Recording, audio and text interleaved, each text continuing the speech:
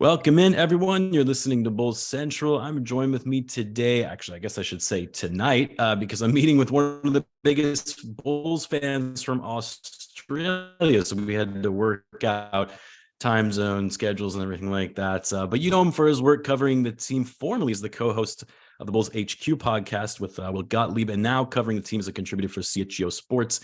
And of course, I'm sure you've all seen him around Bulls Twitter. It's my pleasure to welcome back to the show, Mark K of CHGO. Mark, it's great to have you on, my man. Appreciate you making the time. Thank you for having me, mate. Good to be back. Looking forward to talking Bulls basketball. It's been a little while for me. I had last week off on the podcast. So I haven't actually spoken about the Bulls, at least in podcast form, for a little while. So it's good to catch up and good to talk about this infuriating team. Well, you've definitely been active on Twitter, though. I've seen it. I've seen it. Maybe off on podcasts, but you've been there on Twitter. Yeah. For some reason, I just can't escape that hellspace. But yeah. It is. I'm sure most of you already are, but if you're not, be sure to give Mark a follow at MK Hoops on Twitter. Also, check out all the great work that the fellas are doing over at CHGO, Matt Peck, Big Dave, Will Gottlieb, as well as follow their CHGO Sports channel on YouTube. I'll leave a link to all that in the description.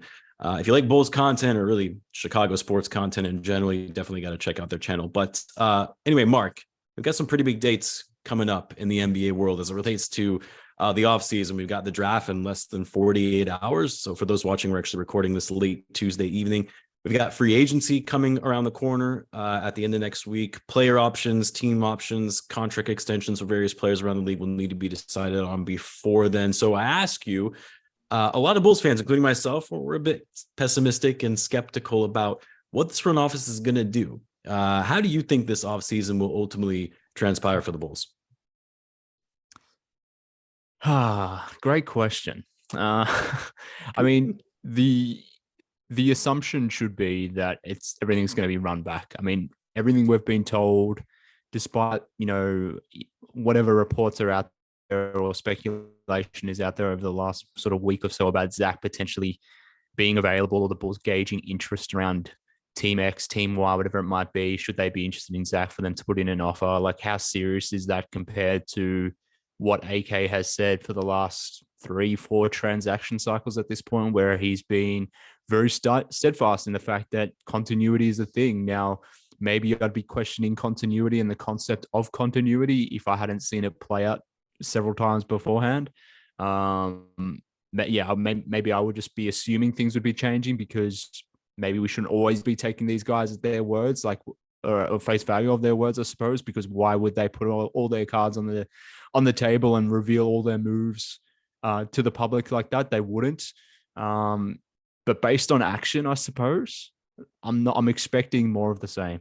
And we've heard about Vucevic and the Bulls potentially working out of an extension. Obviously, they've got 8-9 days to do so. Until then, he potentially hits free agency. We'll see.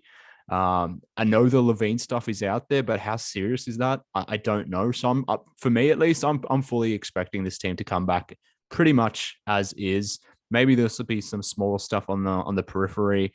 Yes, there's opportunities for them to do something more drastic, which is probably what I think they should do. I don't think they're going to, but I think if I had to put a bet on it, I would be expecting more of the same. So let's talk about the draft. You're talking about Zach Lavine and some of the trade rumors around that. As of right now, the Bulls do not have their draft pick in either rounds. I think most would probably agree it's unlikely the Bulls will actually trade their way into the draft, but it's not out of the possibility. Again, one thing we've been hearing a lot recently is the potential of the Bulls, or I guess I should say the Blazers are looking to ship the number 3 pick. The Bulls may be looking to vie for that spot. You've seen various mock trade proposals for the Bulls to actually be able to sway the Blazers enough to get that pick. You had Jake Fisher on his pod talking about how the Bulls would be, I think it was looking for a really big haul if they were to trade Zach Lavine. He gave a hypothetical example of the Bulls wanting the number 3 pick, Simons and Shaedon Sharpe for Zach Lavine. I think the Bulls would take that all day, every day, but I can't see the Blazers actually agreeing to it. In your view, though, is there a realistic trade that would work out for both sides that could actually land the Bulls the number 3 pick? And I guess I should say, whatever is realistic, would it be worth it for the Bulls? Because you're probably going to have to give up a lot to actually be able to get that. Look, my instinct is to say no. There is no real way for the Bulls to get their hands on the 3rd pick. And I'm basing that purely on what everything that the Blazers have said, or people connected to the Blazers have said. Like, they're not really interested in two guards. They're not really interested in guards to put next to Dame. They're going for bigger wings. Zach isn't that. They've got Anthony Simons at two guard already. He's not an exact comparison to Zach. He's definitely not as good as Zach, but he's some sort of facsimile of Zach Lavine. Behind him, you've got Shaedon Sharpe as well, who seemingly they're very high on and don't want to trade. He seems to be their two guard of the future. So they're kind of set at shooting guard. Why would they trade the number 3 pick for a shooting guard like Zach Lavine? They wouldn't. Obviously, they're after threes or fours or hybrid type forwards. So I don't think that's feasible at all. And the only way the Bulls could get their hands on number 3 is by sending Zach, but I don't think the Blazers want Zach. Now, I say that based on where things sit today. If they strike out on all their wing options and they still want to build around Dame, and they're forced into doing something, and option A, B, C, D, maybe even E fall over for them, then at that point, maybe they'd be interested in Zach Lavine, but I don't think he's a preference for the Blazers. I don't think we should be expecting the Bulls to be sending Lavine to Portland, and really that's the only feasible way for them to get up into the 3. So I'm not expecting something drastic like that to happen. What about the number 2 pick? I made a video on this. Can the Bulls take advantage of the Hornets' incompetence? I've always said before, the Hornets, they're not known to be a free agency destination. The only way they can really build a roster is by way of the draft, through trades and landing an established star player. This is an opportunity with the number 2 pick in the draft, a very valuable asset that they have right now. They already have LaMelo Ball. A lot of people are assuming, Scoot Henderson would go number 2. That's sort of the prize for the Bulls, right? I mean, obviously Brandon Miller would be a big pickup for them, but I think if you were able to get someone like Scoot Miller, especially when you need a point guard, that's going to be really critical. Could the Bulls potentially somehow work out a deal with the Hornets to move up to number 2? Or is that also out of the realm of possibility, similar to the Blazers? Yeah, when I say out of the realm of possibility, I'm thinking the Blazers is like a 0.5% chance. I think the Charlotte thing is maybe a little bit more possible, but we're maybe talking, very small decimal places here. So I think something that we need to consider here with the Charlotte Hornets as well, and maybe MJ and his stewardship, and we'll see what these new owners are going to be like. But that organization has maybe been even cheaper than the Bulls have been in years past, which is something to say. Hats off to the Charlotte Hornets in that respect. But if that's the case, do they really want to take on someone like Zach and his contract, which isn't a bad contract, but it's obviously a significant contract, when you could sort of draft someone like Brandon Miller, who you've got cost control for 4 years. You can use your cap space to do a bunch of other things. Right. I don't think they would be interested in doing something like that. Who knows? Stupider things have happened. It's not like the Hornets have had great success picking number 2 in years past. They've had terrible luck in terms of the draft, in missing out. Like in a lot of these like can't miss drafts, they've picked second in those drafts. They've always missed out on number 1. So maybe they would be inclined to doing something like that. I think they'd be more inclined than what the Blazers would be. But having said that, like I said before, I don't think it's really much of a possibility. I did also want to talk about the overall direction of the franchise. You were kind of hitting on that a little bit, or maybe we should say the lack thereof. Obviously, the Bulls can really choose one of 2 paths here based on kind of the discussion we're going at here. They stick with the continuity route, run things back, and hope somehow things get miraculously better, or they tear it all down, rebuild, look to the future. I would say the latter is most likely based on what 8K has indicated in his end of season presser. But for me personally, I'm of the opinion that if you do actually get this massive haul for Zach Lavine, whatever that looks like, right? Doesn't have to be the number 3 pick and Simons and everything we talked about before, but let's say they were able to get a sizable haul. That enables them to still potentially be competitive in the short term while also setting yourself up for the long term. I think it was you actually that said it on Twitter. It was something similar to the effect of, the Bulls, if they do in fact trade Lavine, there is a world where they can still be competitive, but I think he said it requires like too much context for the app to handle. Talk to me more about that context and your general thoughts on the matter.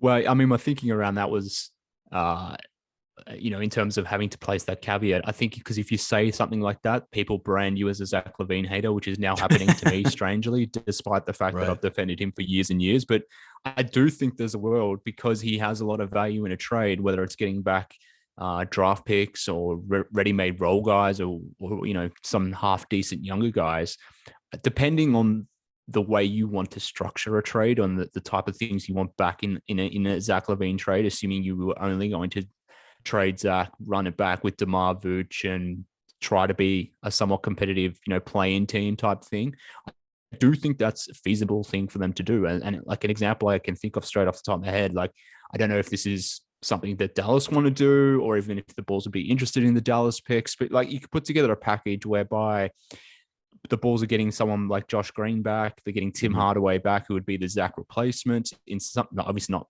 replacing Zach fully, but would be a two guard who can sort of space the floor around DeMar DeRozan. You're getting in Josh Green, who can help you on the wing as well. Maybe you get back JaVale McGee, a big, something like that, along with a couple of picks. Now, obviously, none of the players involved in that deal are better than Zach or as good as Zach. And maybe that trade as well, I wouldn't even execute myself. I'm not suggesting I would, or that I'm endorsing that type of trade. But if you pull off a move like that, I do think you could still have a reasonable team where you'd be still, projected to win anywhere between sort of 37 to 42, 43 wins.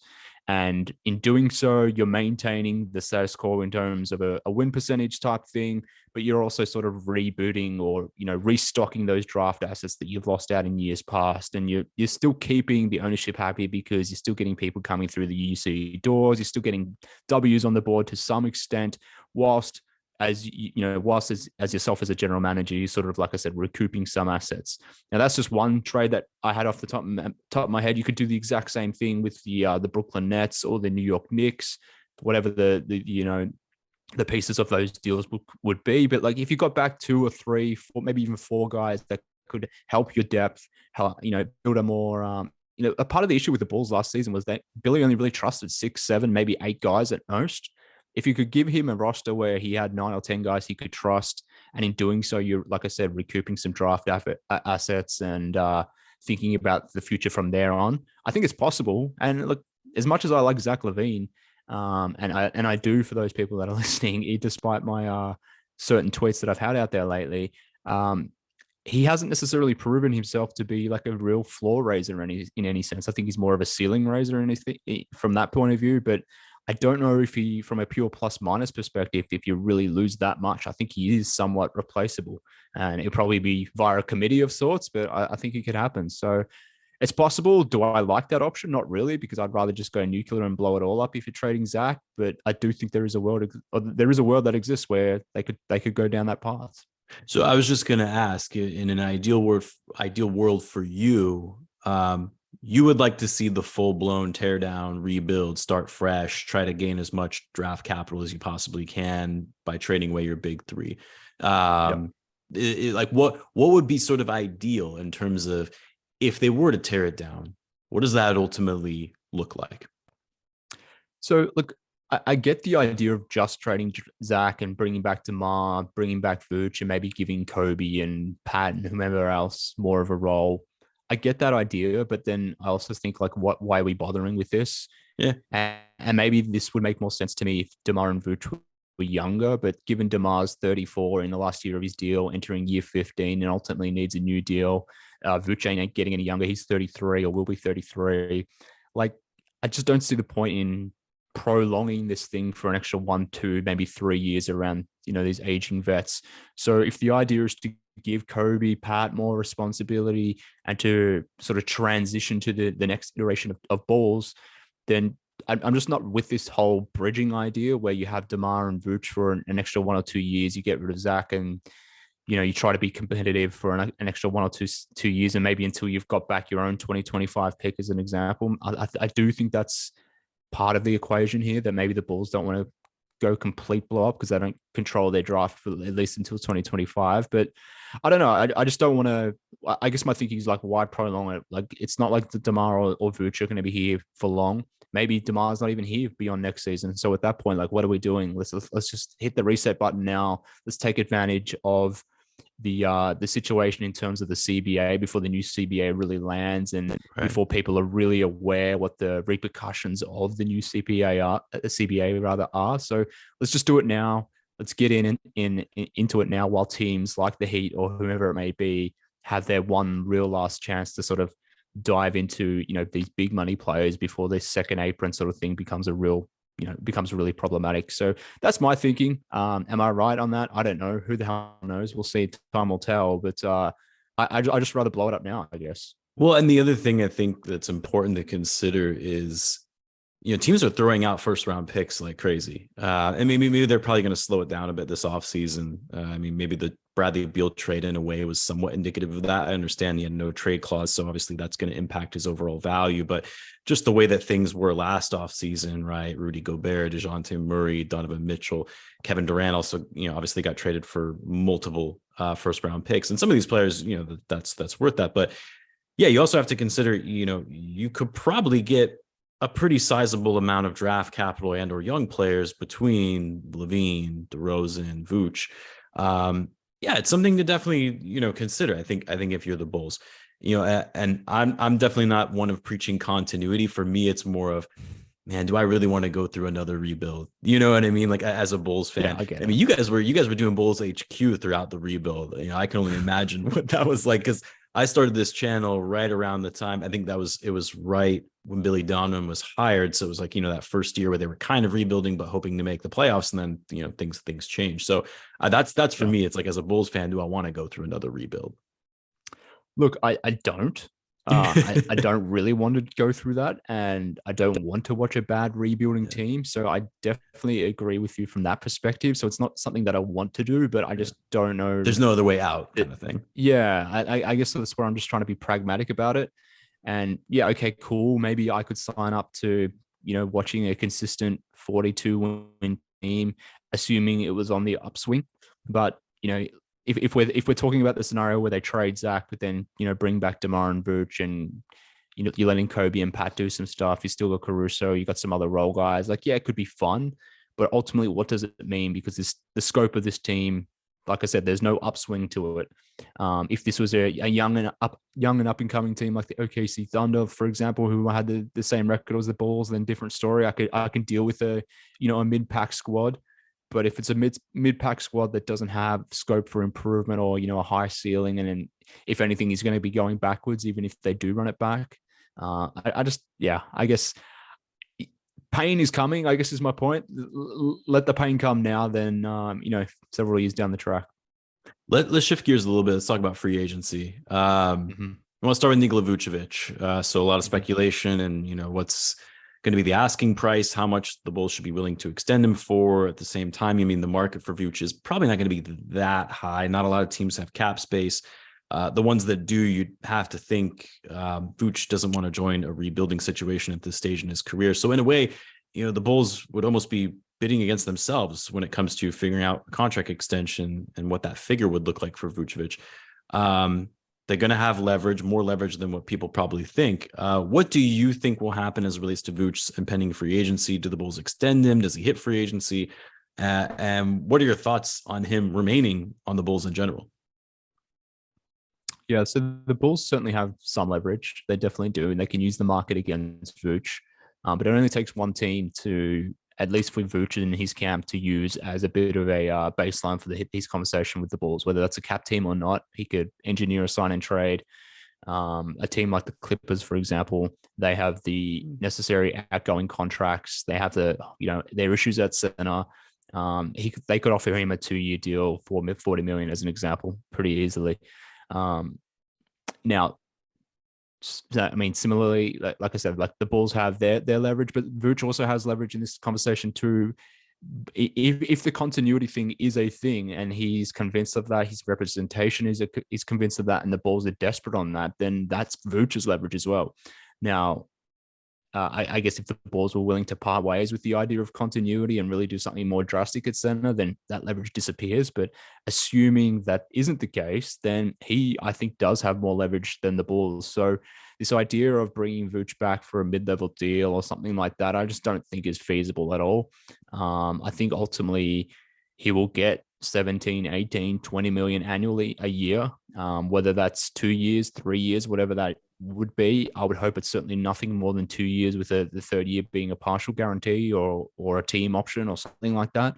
But we've seen this playbook from the Bulls before as well, whereby DeMar DeRozan They gave him a huge deal, a 3-year, $85 million deal, whatever it was. Now, obviously, DeMar has lived up to that deal, but the day that deal was made, given the constraints at the market at the time, where teams like the Lakers and the Clippers had no money to offer DeMar anything close to that salary, the Bulls still paid him $27, $28, $29 million annually.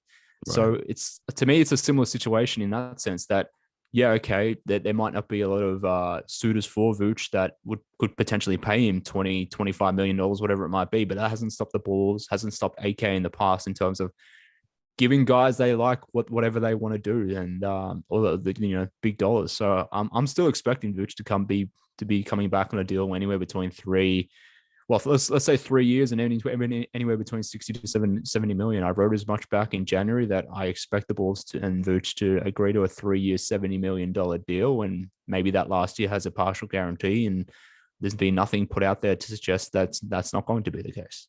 Yeah, I think the most recent, I can't remember which outlet this came out of, 3 years, 65. Someone was saying that was probably the range that was going to be expected from Vooch. And I wouldn't be shocked, right? I mean, especially when you think about the increases in the overall salary cap and where the market is right now, it wouldn't be a shock to see Vooch getting that kind of deal, much, to some Bulls fans' dismay and thinking that he's not worth, more than the mid-level exception. But you also have to be realistic in understanding the economics that go behind this.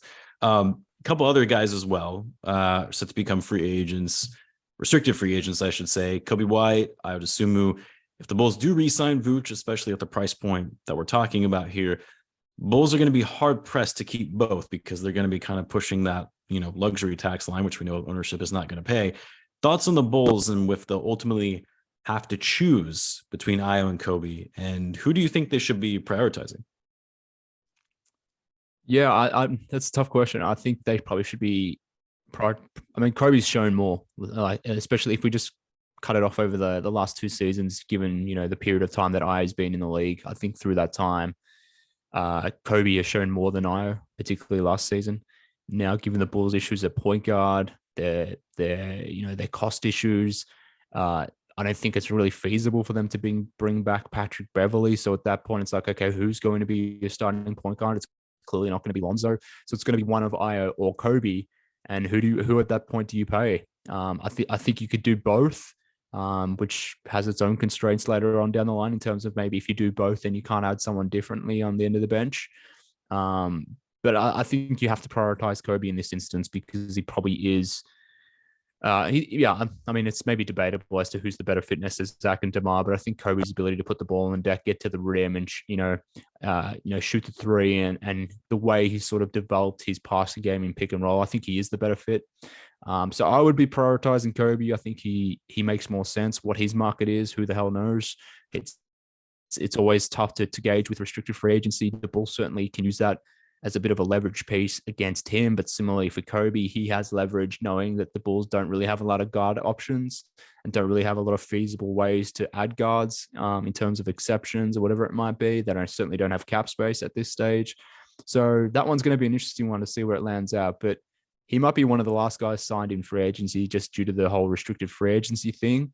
Having said that, he might be also one of the first guys signed in free agency because the contract that he does sign is probably going to be significantly less than his cap hold. So his cap hold's, I think, like $22.5 million. Yeah. His, the contract that he'll sign will be probably closer to $10 million. So maybe he signs the dotted line on day one. We'll see. But it's going to be an interesting one. I would prioritize Coby. You think he'll be around 10 million? I personally think Coby's probably going to get closer to like 12 to 14. Maybe I'll be proven wrong, but I'm basing my thinking on years past whereby guys who maybe haven't established themselves as starters, combo guard types who probably have more value offensively than defensively. I'm thinking Lonnie Walker. I'm thinking Malik Monk, these types of guys. Yeah. They haven't come off their previous situations on big deals. They've signed taxpayer mid-level exceptions or just the general non-taxpayer mid-level exception, which to your point, maybe this year we know that the taxpayer mid-level is around 12 million. So maybe Coby does sign like a 2-year, $24 million deal and gets that 12 million annually. That's possible. It's not it's not something that may not happen. I'm not saying it certainly couldn't happen, but I'm hoping it's closer to the 10 rather than the 12, 14. Do you think the Bulls will have to choose between Io and Coby? I mean, I know AK was kind of in, his end of season interview talking about how he wants to re-sign everyone, right? But it's going to be kind of difficult to do that. Is there a world where they could keep both Io and Coby, or do you think they are going to have to move on from one? Look, it really depends on what they want to do more generally. I think the answer to this question is maybe conditional based on the things that are happening around them.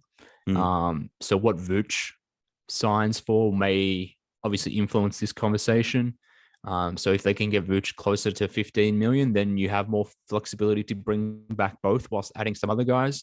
Whereas if you're signing Vooch closer to something like 20 or 25 million, as an example, then obviously then you're tightening the screws and it becomes a situation whereby maybe you have to choose someone. Maybe the decision is made for them. If Coby gets out there and someone gives him a really big number from, one of these cap space teams, maybe the team like the Spurs or the Magic or whomever it may be, the Rockets, whoever, maybe they decide to give Coby, 4 years, 60 million. The Bulls could obviously match that, but if they match a deal that pays him like $15-16 million annually, then that's when Io potentially loses out. Or in that scenario, maybe the Bulls just say no. Yeah, we don't want to pay Coby that much, and at that point they lose him, and then they bring back Io in that example. So it's so conditional in that sense. I guess it really depends on the variables. But there is a world where they can bring them back, financially speaking, while staying under the tax.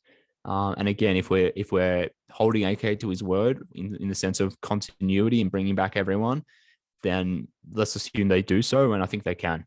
But what that means is obviously that they can't really add many additional guys from other respective teams. Right. Well, let's talk about that. I did want to talk about some potential free agent options the Bulls have using, either the mid-level exception, biannual exception, since they're going to be over the cap team. So not a ton of options out there that they can work with. Even this free agency class is not really that stacked either, at least at, the level of what you'd be willing to pay for someone for the mid-level exception. Look at maybe guys like Kevin Love that you might be able to get for cheap, but, would he even want to come to Chicago at this stage in his career? Harrison Barnes, but, is he going to be willing to take mid-level exception? And if some people talk about Christian Wood, a guy that is reported to be willing to take the full mid-level exception, non-taxpayer mid-level exception. Seth Curry might be a good option for some shooting, but there isn't a ton out there in my view, which the Bulls can make meaningful upgrades to the roster by way of free agency. What do you think would be some good options for the Bulls to consider using those exceptions while also bearing in mind staying underneath the tax line? Well, that's the trick. So, and again, coming back to my comment that I just made before, how it's very conditional or variable in nature, depending on what they do with Vooch, Io, Coby, even Javonte, these types of guys, Patrick Beverley, and what they've ultimately signed those guys for, that will determine what they can or can't do with the mid-level exception. So they're going to have anywhere between, let's just say $40 to $45 million, somewhere in that vicinity, between their guaranteed active contracts that they have on hand right now and the luxury tax line. It's around 42-ish million, but let's just say it's 40 to 45 million. Now, if Io, Coby, and Vooch take up, I don't know, 30, 35, $40 million of that number, you're maybe $2-3 million under the tax line. So at that point, yeah, you could use your mid-level exception to sign someone, but you're certainly not going to be using all of it to sign someone. Like, you're not going to be using the $12.2 million as an example, because that will put you over the tax. Right. And in that example, obviously, the Bulls aren't ever going to pay the tax. So the reality is, if they bring back Coby, Vooch, and Io, and Pat or Javonte, whoever it might be, they're only going to be slightly under the luxury tax line anyway. So at that point, we're really probably talking about guys who are going to be signing for vet minimum deals. So even though they have access to the mid-level, if they have access to the biannual, even if they use those, they're probably going to be signing guys to a $2, $3, $4 million deal type thing, which is still like the end of the bench guys, who at that point, like, the Bulls are putting themselves in the market where they're trying to sign end of bench guys who are probably going to be swarming to Denver or Phoenix or, right, Lakers, insert, contending type teams, Boston. Like, you mentioned Kevin Love, like, the Heat, like depending what the Heat do, but like he probably stays in Miami. Like, why would he leave Miami as an example versus coming to Chicago for the same dollars? So they're probably going to enter themselves in the same market as contenders in terms of what they can offer teams because of the tax constraints. But then these free agents are going to be like, well, why am I going to sign with you for the minimum or close to the minimum when I could sign for the minimum in Phoenix and really chase a title or whatever it might be? So that's the problem here. I liked all the names you mentioned, but coming back to my point, like you got to use your full mid-level to get someone like Christian Wood, or maybe not your full mid-level to get someone like Seth Curry, but a good chunk of it, maybe $6 to $7, $8 million of it. Which at that point you're going to the tax, and is Jerry going to the tax for Seth Curry? Absolutely not. So, if only we had an owner that would actually agree to go over the tax line, right? And that would change the whole conversation. But it's like, as Bulls fans, we know that it's not going to happen. What do you think will be the biggest surprise move for the Bulls this offseason? Maybe something that us Bulls fans, even yourself, maybe we're not considering as viable options. Especially given the front office's track record. What do you think will be the biggest surprise? Well, I think the one that has the most potential to be a surprise is the Zach deal, like trading Zach. But at this stage, is it a complete surprise? Maybe not. I don't think there is like a complete surprise move out there just because of the constraints that we've talked about. Like, I don't think there's something that's randomly going to come up that we're not seeing. Maybe that's famous last words, and maybe that does happen. Like I said before, maybe everything that they've said or preached before, or maybe the actions of years past is no longer relevant going to the next transaction cycle. But based on what they've said, all those sorts of things, I would lean on Zach being the most likely surprise type thing, and the surprise maybe being, as to which team and the players that he's moved for, less so about the idea of moving Zach, because it seems to be the most feasible thing. They potentially were flirting with the idea at the trade deadline. We got that report from Jake Fisher last week, I think it was, at this stage. So I'm not expecting anything more crazy or out of the blue than something like that. So I won't give you a crazy answer to reflect that. But I guess if I had to answer anything, it would probably be a Zach trade. And if it's not a Zach trade, then maybe it's getting involved with Portland somehow in terms of getting, their sending their pick back, or removing the protections on their pick, and maybe getting to the draft by getting back the Knicks' pick in 2023, something like that. Again, would that be overly surprising? Probably not, because it's something we've theorized for months now. But I don't think this is something really out of the blue coming the way of Chicago at this stage. So that's really the biggest thing for me. And like you said, it's probably not as much of a surprise, but I feel like it hasn't been talked about as much more recently because everyone's just talking about the number 3 pick, which I think, again, is probably not the most realistic avenue. But yeah, working with the Blazers to take away some of the protections on that pick, or like you said, figure out a way for where they can actually get the New York pick that's owed to them, to be able to somehow be able to draft some player to have another player on their roster that's a young, up and coming person that they can work with for the future, because they don't really have a lot to look forward to in their future right now. I'll get you out of here on this one, Mark. I know it's so tough to predict because literally the trajectory and the direction this franchise could change in the next couple of weeks. But based on what you think this front office is going to do over the offseason, how do you see the Bulls faring next season and finishing out the year? Yeah. I know it's impossible to predict. Anything can happen within these next couple of weeks, but if you had to take a guess. So much of what the Bulls want to or potentially could do in the offseason is going to be dictated by Portland. And I say that in the sense, like, if they trade Dame, then, potential suitors who may be interested in Zach, if they get their hands on Dame, then that maybe changes the market. Or conversely, if Portland keep Dame, then maybe the market for someone like Zach really ramps up, particularly after the Bradley Beal deal. But, ignoring that for the moment and assuming that it's more of the same and they bring back the same squad or most of the same squad, a Zach trade doesn't happen because they're asking the world and they don't get back the world in any Zach deal.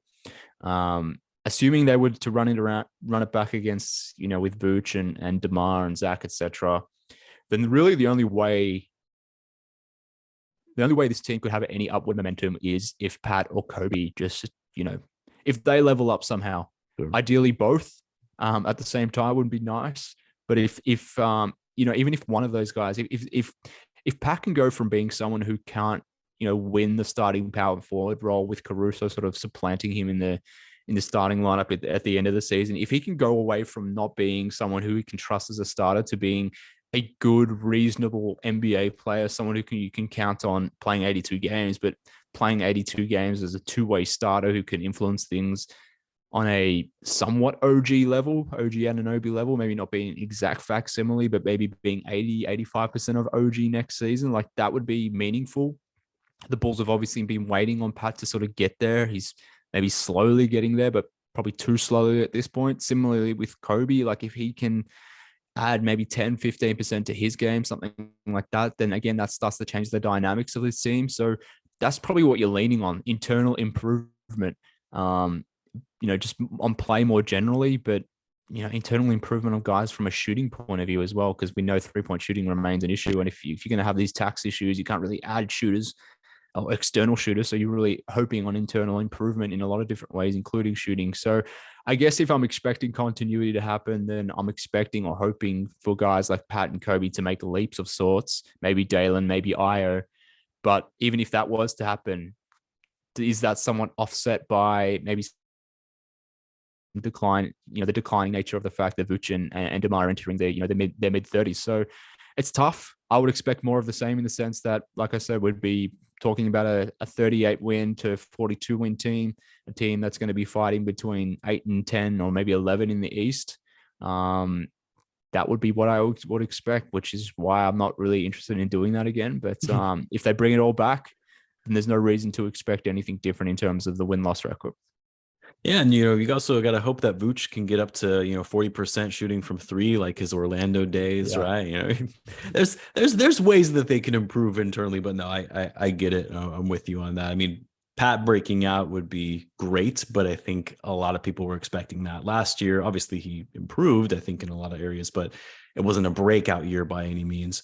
And I mean, as great as Coby has also improved as well, it's not like he's turning into this star type player. So that is really what we have to look forward to, right? If guys can improve from what they did last year, that's the only way we can see this team actually working their way up into the standings and actually making it to the playoffs. Otherwise, it's going to be kind of more of the same, Yeah, and look, the one that I didn't mention, which I'm remiss of, or I should have mentioned, is, and probably the most meaningful one, if Zach can make the leap from borderline all-star guy being, a top 25, top 30 player and really make a leap to the point where he's all NBA type player. Yeah.